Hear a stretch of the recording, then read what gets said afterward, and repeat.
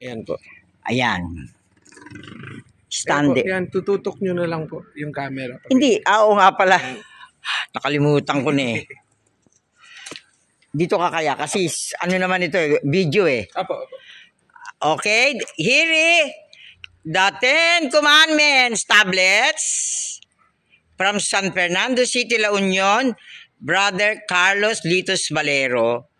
He was commissioned, he received the message from God the Father to start establishing the 10 Commandments in the Philippines and other nations of the world to prove that the call of God the Father to be a holy land, a holy people of God, did not end in the Old Testament. And now, may I present to you the sacred prophetic April 2025 Easter Sunday, Barangay Captain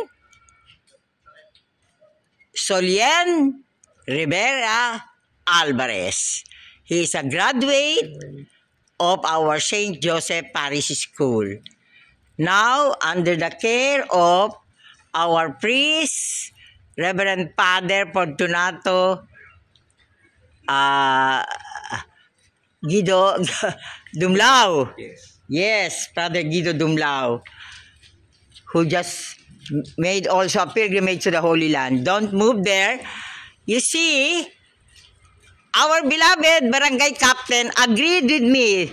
Today marks the covenant that my St. Joseph Barangay Education will be piloted by our barangay. So other barangay captains in the Philippines and all over will see how we do the modules of the St. Joseph Barangay Education. It is indeed a grace and a blessing from St. Joseph's Shrine of Quezon City. And above all, I'm following what St. Teresa of the Child Jesus said. And my dear Barangay Captain, you stand there, dear. And my dear Barangay Captain agreed with the help of the staff of the Barangay Tusi and some neighborhoods.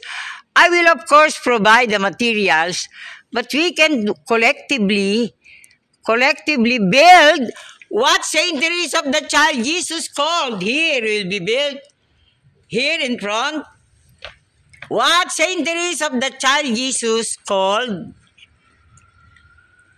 St. Teresa of the Child Jesus calls it Venerable Bishop Alfredo Maria Obiar Covenant Wall for St. Joseph Barangay Education. So now, we will invite leaders, of course, by all my other network in the Rizal Blumentritt Pamatalaan Academy. Because this covenant wall will honor and nurture all the sacred prophetic covenant in the Philippines and the world. Thank you very much. May the good Lord thank you, our dear Barangay Captain Solien. Thank you indeed. The graces of what we did just this morning before the salubong will flow to every land, sea, and mountain of our beloved Philippines. Amen. Amen. Will you please say something that you are accepting our covenant? Yes, opo. Anything to do na lahat po na pwede makatulong in our community. So yung mga ganitong initiatives po is always very welcome to us. So mag-usap po tayo, pag-usapan natin kung paano natin ma-establish at masimulan yung pilot na program po ninyo. So that other communities could start as well. So, hallelujah! The Lord has risen! Amen! Okay na.